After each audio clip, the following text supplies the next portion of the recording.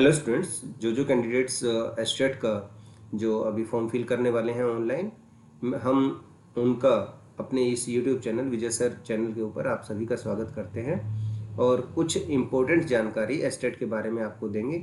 कुछ कैंडिडेट्स ऐसे होते हैं जो एस्टेट का फॉर्म फिल करना चाहते हैं और वो डायरेक्ट पहुंच जाते हैं ऑनलाइन एप्लीकेशन के ऊपर, जहाँ पे वेबसाइट के ऊपर जाएंगे, क्लिक किया और फॉर्म फिल करना स्टार्ट कर देंगे, जिसमें उन्हें काफ़ी सारी दिक्कतें भी आती हैं।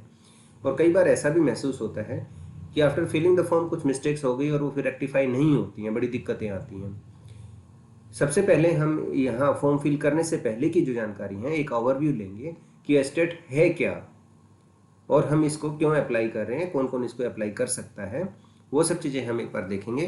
तो सबसे पहले हम देख लेते हैं ओवरव्यू। सबसे पहले आ जाता है हमारा इंट्रोडक्शन कि एस्टेट है क्या। जो एस्टेट है ये एक ऐसा टेस्ट है जो टीचर्स के लिए एसेंशियल है। अगर आपको टीचर बनना है तो उसके लिए बड़ा ज़रूरी रहेगा, as per the definition, to ensure that persons recruited as teachers possess the essential aptitude. ये जो शब्द है aptitude, teaching aptitude, teachers aptitude, ये बड़ा इंपॉर्टेंट हो जाता है। तो हमें एक तो ये देखना है कि उस कैंडिडेट के अंदर क्या वो एप्टीट्यूड है जिससे कि वो एक टीचर, अच्छा टीचर बन पाए। दूसरी चीज़ आ जाती है उसकी एबिलिटी, क्या उसमें वो एबिलिटी है, क्षमता है कि वो किस चीज़ के लिए, किस चीज़ की एबिलिटी देखनी। कि चैलेंजेस आते हैं, जब टीचर्स बन जाते हैं तो आपके सामने कुछ चैलेंज आएंगे, वो चैलेंज क्या वो मीट कर पाएगा, क्या उन चैलेंज का सामना कर पाएगा। और वो चैलेंज आएंगे आपके एलिमेंट्री लेवल पे, सेकेंडरी लेवल पे और सीनियर सेकेंडरी लेवल पे। बड़ी सिंपल सी डेफिनेशन है कि यदि आप वो चैलेंज उठा सकते हैं जो एक आप टीचर बन के उठा सकते हैं, तो ये डेफिनेटली ये जो टेस्ट है ये आपके लिए ही है। One of the essential qualifications of a person to be eligible for appointment as a teacher in any of the schools recognized by the Department of School Education Haryana and affiliated by the Board of School Education Haryana is that she should have passed the Haryana Teachers Eligibility Test STET। इस definition में यहाँ पे ये clear हो जाता है कि जो एस्टेट है, हमें ये कई बार लगता है कि अगर हमें गवर्नमेंट जॉब चाहिए तो हमें एस्टेट की ज़रूरत है, अदरवाइज हमें एस्टेट की ज़रूरत नहीं है। लेकिन यहाँ पे क्लियर मेंशन है कि जो भी स्कूल, इसमें दो कंडीशन दे दी गई हैं, department of school education Haryana से रिकॉग्नाइज्ड है। कोई भी हरियाणा में जो स्कूल बनेगा उसको रिकॉग्निशन लेनी पड़ती है department of school education Haryana से, चाहे वो CBSE है चाहे वो HBSE है, उन सभी को इनसे रिकॉग्निशन लेनी पड़ती है। और दूसरी चीज़ होती है एफिलिएशन। एफिलिएशन हम हरियाणा बोर्ड से भी ले सकते हैं और CBSE बोर्ड से भी ले सकते हैं, वो अलग चीज़ हो गई। अगर हरियाणा बोर्ड से एफिलिएटेड है या department of school education Haryana से रिकॉग्नाइज्ड है, तो उन सभी स्कूल्स के अंदर जो टीचर्स होंगे वो एस्टेट क्वालिफाइड होने चाहिए। ये यहाँ पे एक एसेंशियल क्वालिफिकेशन बनती है। तो ये टेस्ट बड़ा इंपॉर्टेंट हो जाता है कि प्राइवेट स्कूल भी अब नहीं है, हो सकता है कुछ स्कूल्स ऐसे बगैर उसके रिक्रूट कर लेते हैं, क्योंकि पूरे कैंडिडेट्स अभी मिल नहीं पा रहे हैं जो एस्टेट क्वालिफाइड हों। जिस दिन पूरे क्वालिफाई मिल जाएंगे टीचर्स, तो वो उसके बाद में ये एक मैंडेटरी कंडीशन बन जाएगी। आगे आ जाता है डेफिनेशन। जनरली इन डेफिनेशंस के ऊपर कोई नहीं जाता है, इनको कोई नहीं देखता है, लेकिन कई बार आपके सामने ऐसी लीगल परेशानियाँ आ जाएंगी कि उस समय पे आपको लगेगा कि ये जो डेफिनेशंस थी ये अगर हमने पढ़ लिया होता तो शायद हमें, अगर इसको समझ भी लिया होता तो हमारे लिए बड़ा अच्छा होता। यहाँ पे सबसे पहले आपके पास आ जाती है गवर्नमेंट, कि गवर्नमेंट यहाँ पे जब भी यूज़ होगा इस पूरे नोटिफिकेशन के अंदर, गवर्नमेंट शब्द जब भी आएगा तो उसका मीनिंग क्या होगा, उसका मीनिंग होगा हमारे लिए यहाँ पे गवर्नमेंट ऑफ हरियाणा, जो हरियाणा की गवर्नमेंट होगी वो। यहाँ पे जब बोर्ड आएगा तो बोर्ड हमारे यहाँ पे पूरे भारत में स्टेट बोर्ड्स भी हैं और CBSE सेंट्रल बोर्ड भी हैं और ICSE बोर्ड भी है, यानी बोर्ड्स काफ़ी हैं। उसमें यहाँ पे जो मीनिंग आएगा वो हम किसी और बोर्ड की बात नहीं कर रहे हैं, board of secondary school education Haryana, जो कि भिवानी में सिचुएटेड है, हम इसी बोर्ड की बात कर रहे हैं सिर्फ। अगर चेयरपर्सन की बात करते हैं कि जब भी कभी कोई शब्द आ गया चेयरपर्सन, तो उस चेयरपर्सन शब्द का क्या मीनिंग होगा, chairperson of the board of school education Haryana. जो भी चेयरपर्सन है board of school education Haryana के वही होंगे, बाकी और किसी से हमें यहाँ पे नहीं है। सेक्रेटरी भी उसी बोर्ड के होने चाहिए। तो ये हमारी डेफिनेशंस यहाँ पे होती हैं। इससे अगली डेफिनेशंस आ जाते हैं स्कूल, कि स्कूल जब भी मीनिंग आएगा हमें चूज करना होगा कि स्कूल का मीनिंग क्या होगा इस नोटिफिकेशन के according. Any recognized school imparting education of elementary school and senior secondary level that includes, कि वो स्कूल जो सेकेंडरी और सीनियर सेकेंडरी लेवल के या एलिमेंट्री लेवल की शिक्षा दे रहे हैं, वो इंक्लूड होते हैं। कौन कौन सी कंडीशंस होंगी वो एक बार हम देख लेते हैं। ए स्कूल एस्टेब्लिश्ड ऑन और कंट्रोल्ड बाय एप्रोप्रिएट गवर्नमेंट और अ लोकल अथॉरिटी। मीनिंग क्या हुआ यहाँ पे कि ये जो फर्स्ट हमने ए जो सब क्लोज के अंदर हम देख रहे हैं, इसका मीनिंग है कि ये गवर्नमेंट स्कूल्स की बात कर रहे हैं, क्योंकि वो या तो एप्रोप्रिएट गवर्नमेंट के द्वारा चलाया जा रहा हो या लोकल अथॉरिटीज के द्वारा चलाया जा रहा हो। An aided school receiving aids or grant to meet whole or part of its expenses from the appropriate government or the local authority। एक ऐसा स्कूल जो गवर्नमेंट तो नहीं है लेकिन वो ग्रांट इन एड लेता है, यानी एड आ रही है उसके पास। एडेड स्कूल जिसको बोला जाता है, ये गवर्नमेंट के तो नहीं होते लेकिन गवर्नमेंट उनको ग्रांट दे रही है स्कूल चलाने के लिए, चाहे वो लोकल अथॉरिटी है या एप्रोप्रिएट गवर्नमेंट है, किसी से भी उनके पास ग्रांट्स आ रही हैं तो वो स्कूल भी इसमें इंक्लूड होंगे। A school belonging to specified category, वो स्कूल जो एक स्पेसिफाइड कैटेगरी से बिलोंग करते हों। डी में आ जाता है an unaided school, unaided school है, अब उसको यहाँ पे देखिएगा ना तो वो गवर्नमेंट स्कूल है ना वो एडेड स्कूल है, वो कैसा स्कूल है, अनएडेड है। यहां जब अनएडेड की बात आती है ये प्राइवेट स्कूल स्टार्ट हो जाते हैं।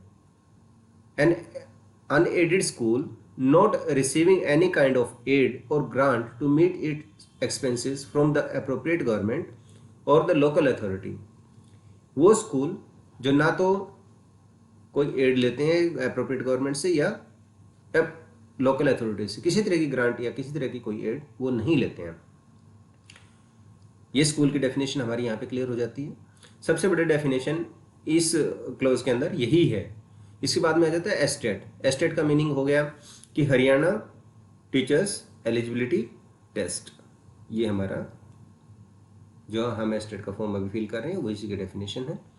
Qualifying examination, examination on the result of which the candidate become eligible to apply for Haryana teacher eligibility test, कि जो एसेंशियल क्वालिफिकेशंस हैं उसके अंदर दिया गया है कि ये वाला अगर एग्जामिनेशन आपने पास किया है तो ही आप एस्टेट के लिए एलिजिबल हैं, उसको हम क्वालिफाइंग एग्जाम मानेंगे। नेक्स्ट आ जाता है हमारा गाइडलाइंस इंस्ट्रक्शन। गाइडलाइन और इंस्ट्रक्शंस का मीनिंग क्या है? For the conduct of estate 24, इसका पूरा का इसका मीनिंग हम क्या लेंगे? तो इसमें क्या होगा कि ये सब चीज़ें जो अभी हम जिसमें से डेफिनेशंस उठा रखी हैं, ये जो सर्कुलर है, जो नोटिफिकेशन है, ये वही चीज़ें हैं specified by the board under the directive of department of school education government of Haryana, कि इनके कहे अनुसार जैसे इन्होंने बोर्ड ने बना के दिया है, ये सारी चीज़ें वही हैं। उन्हीं गाइडलाइंस में से हमने आपके सामने ये पीपीटी तैयार करके दी है। नेक्स्ट आ जाता है schedule caste as specified and laid down by the government of Haryana. यहाँ पे हम किसी और स्टेट का या सेंट्रल गवर्नमेंट का नोटिफिकेशन या कोई उनके द्वारा दी गई जानकारियाँ नहीं लेंगे। हमें यहाँ पे सिर्फ ये देखना है कि गवर्नमेंट ऑफ हरियाणा किसको शेड्यूल कास्ट मानती है, उसी को हम यहाँ पे इंक्लूड करेंगे। एसटी का मीनिंग क्या होगा? Scheduled tribes as specified and laid down by the government of Haryana. ये भी सेम आ गया ऊपर वाले क्लोज की तरह से, कि जो शेड्यूल्ड ट्राइब्स डिस्क्राइब किए गए हैं हरियाणा गवर्नमेंट के द्वारा, उन्हीं को माना जाएगा, ना कि केंद्र या अदर स्टेट्स वालों को। डिफरेंटली एबल्ड कैंडिडेट्स, ये डिफरेंटली एबल्ड कैंडिडेट्स कौन होंगे? Differently abled as specified and laid down by the government of Haryana. इसकी भी कंडीशंस दी गई हैं, जो गवर्नमेंट ऑफ हरियाणा की कंडीशंस के अकॉर्डिंग है वही कैंडिडेट्स को माना जाएगा। हो सकता है हमारे यहाँ पे कोई ऐसा डिफरेंटली एबल्ड कैंडिडेट्स ना माना जाता हो और किसी और स्टेट में उसको मान लिया जाता हो, तो वो अगर अपनी स्टेट में एग्जाम देगा तभी माना जाएगा, हमारे यहाँ पे नहीं माना जाएगा। एग्जामिनिंग बॉडी, एग्जामिनिंग बॉडी की इस एग्जाम को कंडक्ट करवाने वाली बॉडी कौन होगी? Board of school education Haryana Bhiwani. For the conduct of Haryana teacher eligibility test on behalf of government of Haryana. Government of Haryana के बिहाफ पे एग्जामिनिंग बॉडी कौन है? Board of school education Haryana Bhiwani, जो इसको टेस्ट को कंडक्ट करेगी। एप्लीकेबिलिटी ऑफ एस्टेट, एप्लीकेबल कहाँ कहाँ हो जाएगा estate? In accordance with the provisions made in service rule of various categories of teaching staff in state Haryana, RTE Act 2009 and guidelines framed by the NCTE STET shall apply to, estate shall apply to, कहाँ कहाँ apply होगा वो देख लेते हैं। School of state government, state government के schools में हो जाएगा। लोकल अथॉरिटी, लोकल अथॉरिटीज के स्कूल में हो जाएगा। Refer to in the service rule and also sub clause 1 of clause N of clause section 2 of RTE Act। RTE Act आपको देखना पड़ेगा 2009, जिसका स्पेसिफाई किया गया है इस चीज़ को कि गवर्नमेंट स्कूल जो होंगे स्टेट गवर्नमेंट के द्वारा या लोकल अथॉरिटीज द्वारा दिए गए हैं वो मेंशन किए गए हैं सब clause 1 of clause N, close N के सब क्लोज 1 में और सेक्शन 2 के अंदर RTE एक्ट में ये मेंशन किया गया है, और सेक्शन 4 में भी इसको मेंशन किया गया है। नेक्स्ट क्या आ जाता है? स्कूल रेफर्ड इन सब क्लोज 2। अब इसी में RTE एक्ट हरियाणा का जो है उसके अंदर N जो क्लोज है उसका जो सेकंड क्लोज है उसके अंदर भी स्कूल मेंशन किए, वो सब स्कूल इसमें आ जाएंगे। इसके लिए हम अलग से एक वीडियो बना देंगे, उसके अंदर स्कूल कौन कौन से आते हैं। अगर जरूरत महसूस हुई तो आप कमेंट बॉक्स में डाल दीजिएगा। उन्हीं कमेंट्स के अकॉर्डिंग हम आपका ये वीडियो तैयार करेंगे, क्योंकि इसकी ज़्यादा सी जरूरत हमें महसूस होती नहीं है। अगर ज़्यादा कैंडिडेट्स ने इसकी रिक्वायरमेंट जताई तो हम जरूर इसके लिए वीडियो बना के डालेंगे। Provided a school referred in to in sub clause 4 of clause N of section 2 of RTE Act may for the purpose of elementary levels exercise the opinion of considering either this estate or the TET conducted by the central government। यहाँ पे आप एक चीज़ समझ लीजिएगा कि RTE Act अब हर जगह पे लागू हो चुका है। जैसे तो एलिमेंट्री लेवल पे तो ये मान के चलिए कि वो ये इंश्योर करता है, चाहे वो गवर्नमेंट स्कूल है, कैसा भी स्कूल जो भी हरियाणा में होंगे, उनके अंदर जो भी टीचर लगेंगे वो या तो एस्टेट क्वालिफाई होने चाहिए या TET टेट जो कि सेंट्रल गवर्नमेंट कंडक्ट करती है, सीट जिसको हम CTET बोलते हैं, या ऐसे ही कोई और एग्जाम कंडक्ट करते हों तो वो क्वालिफाई होने चाहिए। अदरवाइज ऐसे टीचर्स को एलिजिबल नहीं माना जाएगा। एलिजिबिलिटी, इस टेस्ट के लिए आपकी एलिजिबिलिटी क्या होती है?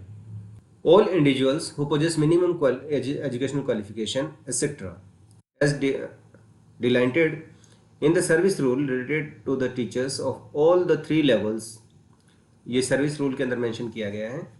स्कूल एजुकेशन हरियाणा.gov.in के ऊपर आप जाके वहाँ से आप ये डाउनलोड भी कर सकते हैं सर्विस रूल्स, और वहाँ पे आप देख सकते हैं। And also in this guidelines are eligible for the test estate will be conducted for the following 3 level. अब देखो यहाँ पे इन 3 लेवल्स के लिए कंडक्ट किया जाएगा और उनकी क्या रिक्वायरमेंट होती है वो भी हम देखेंगे। Who intends to be a teacher for class 1 to 5, पहली कंडीशन, पहला जो लेवल होगा वो उन कैंडिडेट्स के लिए है जो बनना चाहते हैं टीचर्स। कौन से लेवल पे, कौन सी क्लासेस को पढ़ाने के लिए? 1 to 5, यानी PRT जिसको हम बोलते हैं प्राइमरी टीचर्स, उनके लिए जो मिनिमम क्वालिफिकेशंस होंगी वो हम पढ़ेंगे आगे।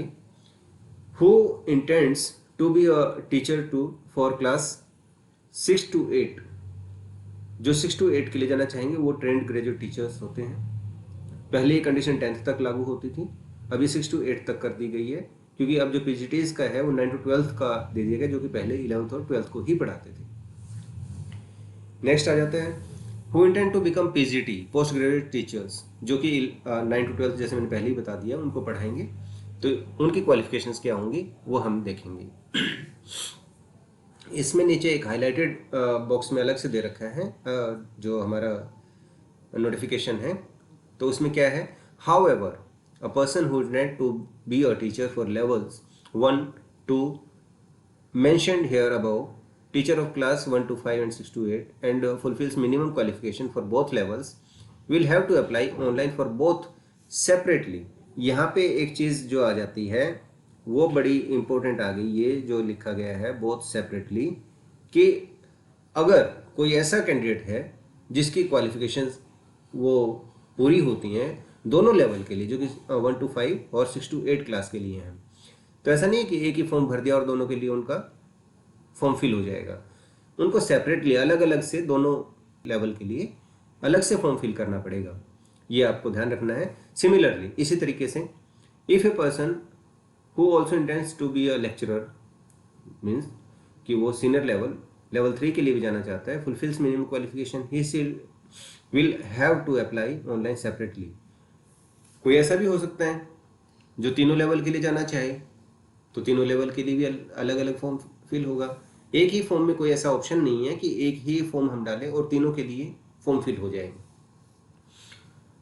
इसलिए जब भी आप ऑनलाइन फॉर्म फिल करें, आपको सलाह है कि जो इंस्ट्रक्शंस दी गई हैं वेबसाइट के ऊपर, उनको एक बार ध्यान से अवश्य पढ़ लें। Important note: after qualifying STAT, the candidates will acquire the eligibility in respect of having qualified STAT. ये आप एक बार STAT जो क्वालिफाई कर लेंगे तो आपके पास एक एलिजिबिलिटी आ जाएगी। However, such STAT qualified candidates will need to satisfy, देखिए ये सिर्फ STAT क्वालिफाई करने के बाद आपको ये नहीं है कि आपको जॉब मिल गई, ये कोई जॉब ओरिएंटेड टेस्ट नहीं है, ये एक एंट्री है, आपके पास एंट्री डोर ओपन हो गया कि अब आप टीचर बन सकते हैं, आप इसमें घुस सकते हैं टीचर बनने के लिए। टीचर बने नहीं हैं, ये ध्यान रखिएगा। STAT qualified candidates will need to satisfy all eligibility requirements as per service rules in order to become qualified for getting recruited as teachers of a respective level in any of the schools specified under clause 3. Subclause 3, as per the qualifying conditions laid down by prospective employers, कि private school है उनकी अपनी conditions हो सकती हैं, उसके according वो भी अपना टेस्ट ले सकते हैं आप लोगों का, और जो भी कैंडिडेट्स वहाँ जाएंगे। इसी तरीके से स्टेट गवर्नमेंट भी आपका एक स्क्रीनिंग टेस्ट ऑर्गेनाइज करती है, तो ऐसा नहीं है इसके बाद में आप छूट गए कि अब तो टेस्ट हो गया और बस जस्ट फॉर्म निकले और उन्होंने फिल किया और हम टीचर बन गए, उसके बाद भी स्क्रीनिंग हो सकता है। यहाँ पे ये भी कंडीशन आपके लिए अभी लगी हुई है। लेवल्स हम पहले देख चुके हैं, इनके लेवल्स हम देखते हैं कि इनमें मिनिमम क्वालिफिकेशंस हर लेवल के लिए क्या क्या होगी। Level 1 for becoming teachers for classes 1 to 5, primary के लिए है कि सीनियर सेकेंडरी होने चाहिए, कम से कम सीनियर सेकेंडरी का लेवल पास होना चाहिए विद एटलीस्ट 50% मार्क्स, 50% के साथ में, और appearing in final year of second year diploma in elementary education. Elementary education के जो डिप्लोमा है उसके सेकेंड ईयर में अपियर होने चाहिए, अभी वो कंप्लीट ना हुआ हो लेकिन वो उसमें है। वट एवर नेम नोन, इसका नेम कुछ भी हो सकता है, एलिमेंट्री एजुकेशन का जो डिप्लोमा है इसका नाम कुछ भी दिया जा सकता है, लेकिन उस डिप्लोमा में होना चाहिए। In accordance with the NCTE, ये NCTE के अकॉर्डिंग होना चाहिए, रिकॉग्निशन नॉर्म्स एंड प्रोसीजर जो है उसके अकॉर्डिंग। रेगुलेशन 2007 नोटिफाइड ऑन 31 अगस्त 2009, ये पूरा दे दिया गया है। इसके अकॉर्डिंग अगर आपका डिप्लोमा चल रहा है तो ठीक है। देखिए सीनियर सेकेंडरी आपने कर ली है, उसके साथ साथ आपका ये डिप्लोमा भी होना चाहिए, मतलब कि जो DED आप जिसको बोल देते हैं, diploma in elementary education, generally Haryana में जिसको JBT भी बोला जाता है। JBT या तो पास कर लिया है या आप अपियरिंग है, ये इसमें फर्स्ट जो क्लोज है उसमें आया है। और अगर ये नहीं है तो क्या, सीनियर सेकेंडरी 12th हमारा हो जाना चाहिए और उसके इक्विवेलेंट कोई भी टेस्ट हमने पास कर लिया हो विद एटलीस्ट 45% मार्क्स। पहले 50% की कंडीशन थी, यहाँ पे अब 45% की कंडीशन आ गई है। एंड पास्ड और पास कर लिया और appearing final year of second year diploma in education by what ever name non, वो सब कुछ उसमें दे दिया कि यहाँ पे आपके 45% मार्क्स हों 12th में, और या तो पास कर लिया या DED आपने अभी। ये कौन से रेगुलेशन में होना चाहिए, देखिए आपको पीछे है, दोनों में अंतर आ जाता है, आप थोड़ा सा इसको ध्यान से दीजिएगा क्योंकि आपको लगेगा कि पहले 50% का बोल दिया और अब 45% का बोल रहे हैं। यहाँ जो रेगुलेशन है, ये देखिए रेगुलेशन जो हमने पहले पढ़ा वो 2007 का था, मीनिंग जो 2007 के बाद के जो कैंडिडेट्स हैं उनके लिए 50% की कंडीशन है, और उससे पहले के जो थे रेगुलेशन में 2002 के, यानी उससे पहले के 2002 के रेगुलेशन के अकॉर्डिंग उनमें 45 की कंडीशन है। ये हम थोड़ा सा ध्यान रखें, क्योंकि पहले जो परसेंटेज ऑफ मार्क्स थी वो बड़ी कम होती थी, इसलिए इन्होंने 5% की यहाँ पे छूट दी। अगली भी कंडीशन अगर ये नहीं है तो क्या, सीनियर सेकेंडरी और इट्स इक्विवेलेंट 12th पास हैं, सीनियर सेकेंडरी पास हैं विद एटलीस्ट 50% मार्क्स, 50% मार्क्स के साथ में, और इसके साथ साथ क्या होना चाहिए, पास्ट और अपियरिंग, या तो पास कर चुके हैं या अपियरिंग है, अभी कर रहे हैं, in final year of 4 year bachelor of elementary education. एक 4 ईयर इंटीग्रेटेड कोर्स होता है हरियाणा में, मुझे और ज़्यादा तो ध्यान नहीं है, लेकिन झज्जर में मैंने ये कॉलेज देखा है, तो वहाँ पे 4 ईयर कोर्स होता है, उसमें बीए और जेबीटी इकट्ठा होता है, तो वहाँ पे आपका सेकंड के बाद में डायरेक्ट एडमिशन हो जाता है और उसके अंदर जेबीटी और प्लस बीएड जो बीए है वो इकट्ठा हो जाएगा। तो अगर उसमें भी और फाइनल ईयर में आप हैं अभी, तब भी आप इसमें अपीयर हो सकते हैं टेस्ट के अंदर। सीनियर सेकेंडरी, इसके अलावा जो कंडीशन होंगी वो क्या है, senior secondary with at least 50% marks and passed और अपीयरिंग 50% मार्क्स के साथ में 12th होना चाहिए, तो कंडीशन एक एसेंशियल में मान लो आप सभी उसके अंदर, और या तो पास कर चुके हैं या आप अभी अपीयरिंग में हैं किस चीज़ के अंदर, final year of second year diploma in education, special education. अब यहाँ पे जो आ गया है वो स्पेशल एजुकेशन का आ गया है। ये जो कुछ बच्चे होते हैं, डिसेबल्ड बच्चे रहते हैं, तो उनमें थोड़ा सा उनके लिए एक अलग से जो डिप्लोमा है वो होता है। इसी तरीके से आपका बैचलर डिग्री भी होती है, जैसे हमारा सिंपल बीएड होता है, वैसे वहाँ पे बीएड जो होते हैं स्पेशल एजुकेशन में होते हैं, बीएड इन स्पेशल एजुकेशन। तो अगर वो भी हैं तब भी आप इसके लिए एलिजिबल हैं। और इसके अलावा क्या है, ग्रेजुएशन, आपकी ग्रेजुएशन है, अब यहाँ पे हम 12th से आगे निकल चुके हैं, एंड पास्ट और appearing in the final year of 2 year diploma in elementary education by what. अब आप ग्रेजुएट हैं और 2 ईयर डिप्लोमा के अंदर या तो पास कर चुके हैं फाइनल ईयर 2 ईयर डिप्लोमा इन, अभी अपीयरिंग है या पास कर चुके हैं, वो किसी भी नाम से जाना जा सकता है। ये आप सिंपल सा बात है कि अगर कोई ग्रेजुएशन है, ग्रेजुएट है, तो 12th तो कर ही चुका होगा, ये सेम वैसा ही है। इसके अंदर एक इन्होंने अलग से कंडीशन और दे रखी है, मैट्रिक विद हिंदी संस्कृत। अब या तो मैट्रिक है हिंदी और संस्कृत के साथ में, और सीनियर सेकेंडरी या सीनियर सेकेंडरी है या ग्रेजुएशन है, पोस्ट ग्रेजुएशन है with Hindi as one of the subjects. यहाँ हिंदी उसका सब्जेक्ट होना चाहिए। अब हम देखेंगे जो ट्रेंड ग्रेजुएट टीचर 6 to 8 के जो टीचर्स होंगे उनके लिए एसेंशियल क्वालिफिकेशंस क्या होंगी। अब इसके अंदर थोड़ा सा अलग टाइप से रहेगा, क्योंकि आप ये देखिए लेवल 2 में यहाँ पे सब्जेक्ट वाइज टीचर्स आ जाते हैं, जबकि लेवल 1 के अंदर एक ही टीचर सभी सब्जेक्ट्स को टीच करता है। तो जैसे अभी फर्स्ट हमारे सामने है टीजीटी सोशल स्टडीज़, जो टीजीटी एसएस का जो टीचर होगा उसके लिए मिनिमम क्वालिफिकेशंस क्या होंगी।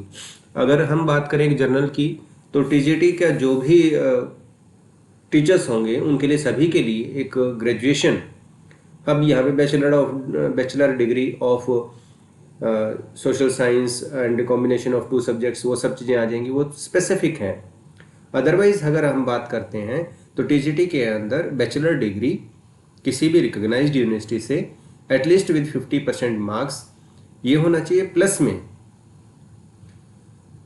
जेबीटी, डीएड या बीएड ये होना चाहिए। अगर ये सब चीज़ें हैं तो वो स्पेशल एजुकेशन वाला भी इसमें आ जाता है। 4 ईयर जो इंटीग्रेटेड इसमें आपका D Ed course diploma in education जो होता है, इंटीग्रेटेड जो कोर्स रहता है वो भी आ जाता है। तो वो सब चीज़ें देखेंगे, ये सब्जेक्ट वाइज है, थोड़ा सा स्पेसिफिक दे रखा है, एक बार उसको हम स्टडी कर लेते हैं। टीजीटी सोशल स्टडीज़ के अंदर bachelor degree from recognized university at least with 50% marks, जैसे कि हमने आपको पहले ही बताया था कि 50% मार्क्स कम से कम रहने चाहिए, किसी भी रिकॉग्नाइज्ड यूनिवर्सिटी से डिग्री होनी चाहिए और 50% मार्क्स के साथ में वो डिग्री की हुई होनी चाहिए, ये हमारा रहता है। इसी के साथ में आगे अगर हम रहते हैं, जो सोशल स्टडीज़ है वो या तो इलेक्टिव सब्जेक्ट हो ग्रेजुएशन के अंदर या ऑनर्स सब्जेक्ट हो। अब इसके अंदर क्या रह जाता है कि हमारे जो सब्जेक्ट्स हैं वो हमारे पास दो तरह की डिग्रीज होती हैं। एक नॉर्मल जो ग्रेजुएशन होती है वो रहती हैं, दूसरी होती हैं ऑनर्स। ऑनर्स में आपको सब्जेक्ट के साथ ही स्पेसिफिक सब्जेक्ट्स के अंदर आपकी ग्रेजुएशन रहती है। और अगर आपने जो सिंपल तरीके से ग्रेजुएशन की है उसमें जो भी सब्जेक्ट्स आप पढ़ रहे हो वो इलेक्टिव सब्जेक्ट्स होने चाहिए, इन जनरल नहीं होने चाहिए। मोस्ट ऑफ द यूनिवर्सिटीज़ जो होती हैं वो आपको इलेक्टिव सब्जेक्ट में ही ग्रेजुएशन कराती हैं, एसएस के जो सब्जेक्ट्स होते हैं। लेकिन यहाँ पे एक और आप लोगों को ध्यान रखना है कि एसएस टीचर बनने के लिए एटलीस्ट 2 सब्जेक्ट्स आपके पास कॉम्बिनेशन में ज़रूर हों ग्रेजुएशन के अंदर। जैसे आपके पास ज्योग्राफी और हिस्ट्री का हो सकता है, ज्योग्राफी और पॉलिटिकल साइंस का हो सकता है, पॉलिटिकल साइंस और हिस्ट्री का हो सकता है। इसी तरीके के कॉम्बिनेशंस आपको एसएस के मिल जाएंगे, वो आपके पास ज़रूर होने चाहिए। इसके साथ साथ आपके पास दूसरा जो रहता है जेबीटी में, मतलब कि जो डीएड हो गया आपका, जो भी आपका diploma in education, elementary education बोला जाता है, इसके अंदर जो भी किसी भी तरीके से कुछ भी बोला जाता हो उसके अंदर आपका सोशल स्टडीज़, सोशल साइंस एक टीचिंग सब्जेक्ट रहना चाहिए। ये कंपलसरी रिक्वायरमेंट यहाँ पे होती है। नेक्स्ट आपका bachelor degree from any recognized university, कोई भी यूनिवर्सिटी से आप बैचलर डिग्री होनी चाहिए, एटलीस्ट 50% मार्क्स, 50% मार्क्स के साथ में। और सोशल साइंस का जो है इलेक्टिव सब्जेक्ट या ऑनर्स होना चाहिए, वही सेम चीज़ें हैं। यहाँ पे जो आपका चेंज आ जाएगा वो चेंज आ जाता है बैचलर ऑफ एजुकेशन। जो आपका डिप्लोमा इन एजुकेशन था वो यहाँ चेंज हो चुका है बैचलर ऑफ एजुकेशन के अंदर, या आपका स्पेशल एजुकेशन में भी हो सकता है। वही सब चीज़ें मैंने बताया आपका कि इन जनरल अगर बात करेंगे तो या तो डीएड है या बीएड है, और आपका जो बैचलर डिग्री होनी चाहिए 50% के साथ में होनी चाहिए, ऑनर्स होनी चाहिए या फिर इलेक्टिव होनी चाहिए। यही सब चीज़ें इसके अंदर हमें देखने को मिलेंगी। इसी में अगर हम आगे चलते हैं तो हमारे पास आ जाता है कि 4 year bachelor in elementary education, जो मैंने बताया था कि झज्जर में ऐसा कॉलेज मैंने देखा है, बाकी भी हो सकते हैं, मुझे ऐसा ज़्यादा ध्यान नहीं है, मैंने उसी को देखा है। 4 ईयर इंटीग्रेटेड बीए बीएड, ये अभी जस्ट स्टार्ट हुई, कुछ जगह पे स्टार्ट हो चुकी हैं, कुछ जगह पे और हो जाएंगी आने वाले टाइम में। कह रहे हैं कि जो बीएड होगी वो इंटीग्रेटेड ही रही जाएगी। तो इसमें बीए बीएड जो होगा वो इंटीग्रेटेड कोर्स हो, और वो एटलीस्ट 50% मार्क्स के साथ में सोशल साइंस एज सब्जेक्ट आपका रहना चाहिए। इन bachelor degree any 2 subjects out of the following, मैंने अभी बताया था आपको कॉम्बिनेशन रहना चाहिए, 2 सब्जेक्ट कोई भी हो, एटलीस्ट 50% मार्क्स उसके अंदर होने चाहिए। ये सब्जेक्ट कॉम्बिनेशन रह सकता है हिस्ट्री, पॉलिटिकल साइंस, इकोनॉमिक्स, इनमें से कोई भी 2 हो सकते हैं। ज्योग्राफी, सोशियोलॉजी और साइकोलॉजी, ये सभी एसएस के सब्जेक्ट्स हैं। इनमें से आपके पास अगर कोई भी 2 सब्जेक्ट्स हैं तो आप एसएस टीचर बनने के लिए एलिजिबल हो जाएंगे। इन केस ऑफ ऑनर्स, अगर आप ऑनर्स डिग्री से हैं, ऑनर्स डिग्री की हैं, in any of the above mention subjects, आपके जो ये सब्जेक्ट्स दिए गए थे इनमें से the candidate must have studied at least 2 subjects in the first and the second year of course. Graduation में फर्स्ट ईयर और सेकेंड ईयर में आपको ये सब्जेक्ट जरूर पढ़े होने चाहिए अगर आपकी ऑनर्स है तो। अदरवाइज सिंपल ग्रेजुएशन में आपको ये तीनों साल में पढ़ने होते हैं। हिंदी और Sanskrit as one of the subject in matric, matric में हिंदी या संस्कृत आपके पास होना चाहिए। और Hindi as one of the subject in higher education, जो आगे की फर्दर हायर एजुकेशन उसमें हिंदी कहीं भी आपका एक सब्जेक्ट होना चाहिए। ये एटलीस्ट हमारे हरियाणा में मिल जाते हैं। टीजीटी साइंस, यहाँ पे सिर्फ डिग्री का आपको नेम चेंज हो जाएगा, बीएससी आ जाएगा, अदरवाइज वही सब्जेक्ट्स कॉम्बिनेशन की बात आएगी। यहाँ पे भी 2 सब्जेक्ट कोई भी हमारे साइंस के रह सकते हैं, वहाँ एसएस के थे, तो यहाँ भी अपना वही सब्जेक्ट दे दिए गए हैं जैसे कॉम्बिनेशन। बाकी सारी कंडीशंस वही रहेंगी। मैं चाहूँगा कि इस वीडियो को ज़्यादा बड़ा ना बनाएं। फिजिक्स, केमिस्ट्री, बॉटनी, जियोलॉजी और मैथमेटिक्स, इनके कॉम्बिनेशन में से आपको कोई भी 2 सब्जेक्ट मिल जाए, एटलीस्ट 3 सब्जेक्ट, सॉरी, क्योंकि ये साइंस है तो यहाँ पे एटलीस्ट 3 सब्जेक्ट्स की बात आएगी, तो ये कॉम्बिनेशन आपका होना चाहिए बीएससी में। और अगर ऑनर्स डिग्री है किसी में भी तो फर्स्ट और सेकंड ईयर में इनमें से ये जो सब्जेक्ट्स हैं आपको पढ़े हुए होने चाहिए, और थ्योरी और प्रैक्टिकल दोनों सब्जेक्ट्स यहाँ पे रहने चाहिए, पास होने चाहिए आप। हिंदी और संस्कृत वही सेम कंडीशन है कि आपको मैट्रिक में हो या हायर एजुकेशन में कहीं भी हिंदी आपका एक सब्जेक्ट रहना चाहिए। आगे आ जाता है मैथमेटिक्स, तो मैथमेटिक्स के अंदर भी सेम कंडीशंस आएंगी, वही सब चीज़ें आ जाएंगी सारी। यहाँ जो आपका बीए बीएससी वगैरह, आप कहेंगे कि मैथमेटिक्स से बीए और बीएससी कैसे हो सकता है, तो कुछ जैसे बीएससी कर रहे होते हैं वो मैथमेटिक्स के साथ में कर रहे होते हैं, कुछ ऐसा भी होता है एमए विद संस्कृत, ये BA with Sanskrit and mathematics भी करते हैं, तो ऐसा हो सकता है कि मैथमेटिक्स भी ले लिया और संस्कृत ले लिया और साथ में कोई अदर सब्जेक्ट भी हो गया हो, तो बीए भी इसके अंदर मैथमेटिक्स में हो जाती है, तो ये वाला भी आपके साथ रह सकता है। तो ये सारी कंडीशंस बाकी सभी सेम रहेंगी इसके अंदर, जो मार्क्स परसेंटेज वगैरह सब कुछ, इनका भी डिटेल से मैं ज़्यादा नहीं जाना चाहूँगा। अगर किसी को कोई इसमें आता है कि हमारा ये सब्जेक्ट है और हमें ये परेशानी, इसको समझने में हमें दिक्कत आ रही है, तो आप कमेंट बॉक्स में डालिएगा, आपको उसका स्पेसिफिक आंसर आपको कमेंट बॉक्स में मिलेगा। अदरवाइज़ हम डिटेल्ड कोई वीडियो उसके ऊपर बना भी सकते हैं अगर कोई ज़्यादा अच्छा टॉपिक हमें मिल जाता है।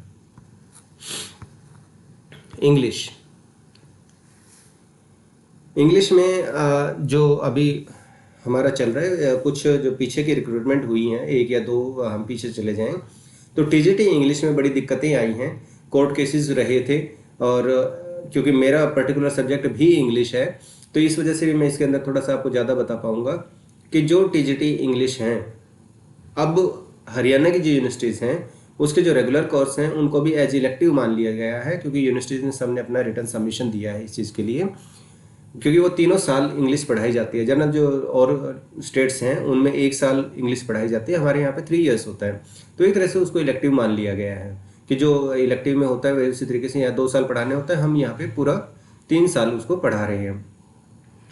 तो इंग्लिश के अंदर जो है आपका वही सेम बैचलर डिग्री होनी चाहिए, इंग्लिश आपका सब्जेक्ट होना चाहिए, 50% मार्क्स कम से कम होने चाहिए, और साथ में या तो जेबीटी हो यानी डीएड हो या बीएड हो, या फिर आपका स्पेशल एजुकेशन में बीएड हो या फिर डीएड हो, या फिर 4 year integrated D Ed diploma in education हो, या फिर 4 ईयर इंटीग्रेटेड बीए बीएड हो, वही सब चीज़ें इसके अंदर हमारी आ जाएंगी। बिल्कुल सेम हमारे यहाँ पे हिंदी का रह जाएगा, वही सारी कंडीशंस हैं, सब्जेक्ट स्पेसिफिक 50% मार्क्स, और बीए बीएड वाला या डीएड वाला वही सेम कंडीशंस यहाँ पे हैं। यानी कि अगर पहले जो रहता था हमारे यहाँ पे कि डीएड वाला यहाँ पे टीजीटी के अंदर अप्लाई नहीं कर सकते थे, अब जो दे दिया है इन्होंने कि डिप्लोमा इन एजुकेशन है तब भी वो टीजीटी के लिए अप्लाई कर सकते हैं। टीजीटी संस्कृत में भी हमारा तकरीबन चीज़ें वही सेम रहेंगी, बट इसके अंदर जो मेंशन करते हैं हम जिस तरीके से बैचलर डिग्री होना चाहिए, इसके अलावा इसमें कुछ नेम चेंज हो सकते हैं, हम एक बार देख लें।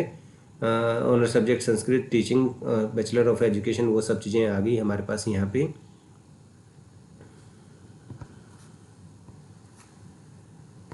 यस, जो मैं चाह रहा था कि वही चीज़ें हमें मिल गई हैं। शास्त्री, क्योंकि जो ग्रेजुएशन के साथ साथ यहाँ पे इन्होंने एक अलग से टर्म आती है, Shastri with at least 50% marks from recognized university. Shiksha Shastri, Shastri भी हो सकते हैं 50% मार्क्स के साथ में, या शिक्षा शास्त्री हो सकते हैं।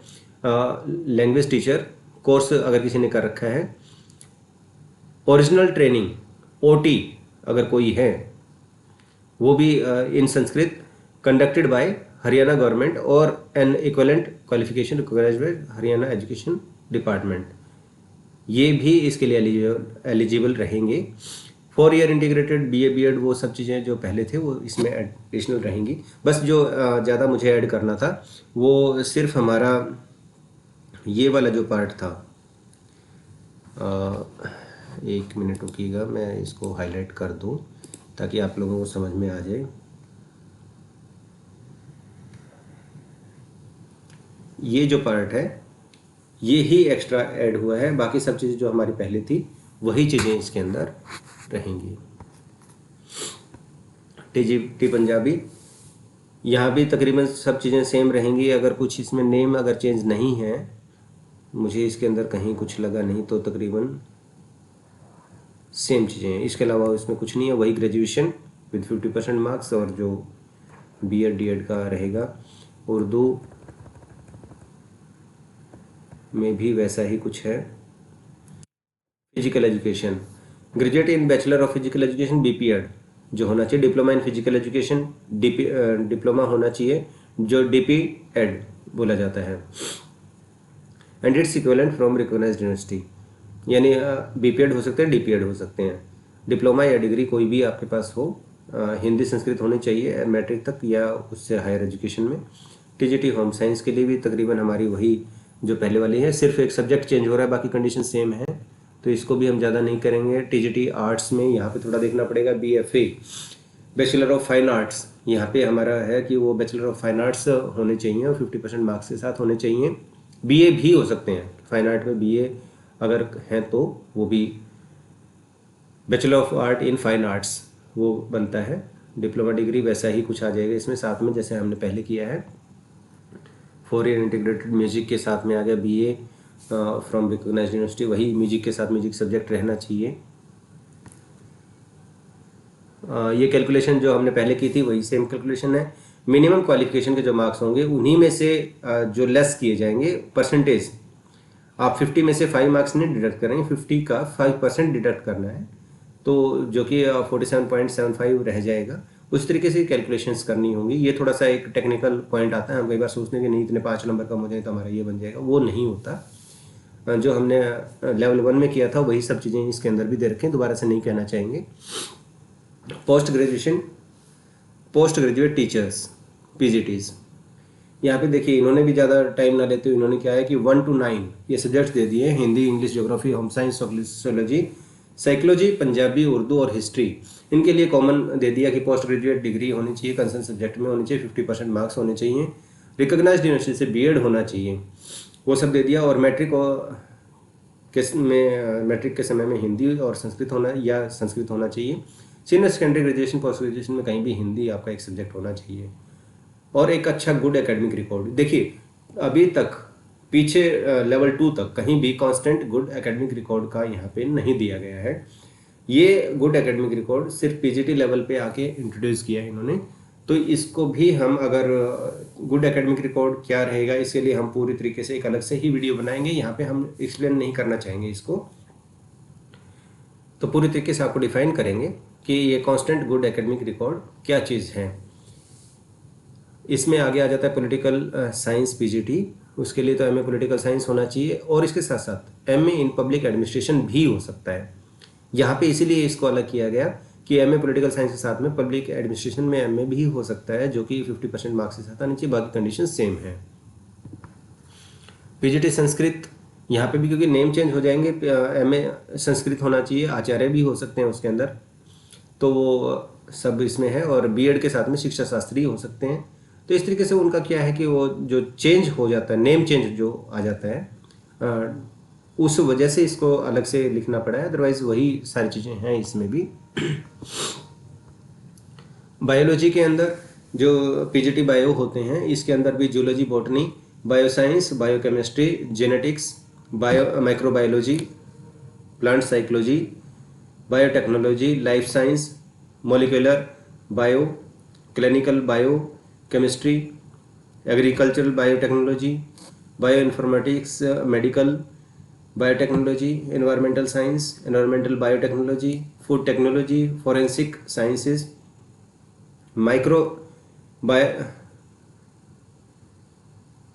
Microbial biotechnology, genomics with at least 50, ये जितनी भी दी गई हैं इनमें से किसी के अंदर भी मास्टर डिग्री आपकी हो सकती है, ये यहाँ पे कहना चाहते हैं। ये अलग अलग टर्म्स हैं जो कि बायो के ही पार्ट होते हैं, तो उनके साथ में रहना चाहिए। फिजिक्स के अंदर फिर से वही आगे अलग अलग डिफाइन कर दिया जाएगा। MSc physics, applied physics, nuclear physics, electronics science, electronics with at least 50%, ये इनमें कहीं भी कुछ भी हो सकता है जो भी आपकी डिग्रीज हैं, बाकी कंडीशन सेम रहेंगी। केमिस्ट्री के अंदर बायोकेमिस्ट्री ऐड हो जाएगा, बाकी चीज़ें सेम रहेंगी। मैथमेटिक्स के अंदर एमए मैथमेटिक्स या एमएससी मैथमेटिक्स हो सकता है, दोनों में से कुछ भी आप कर सकते हो।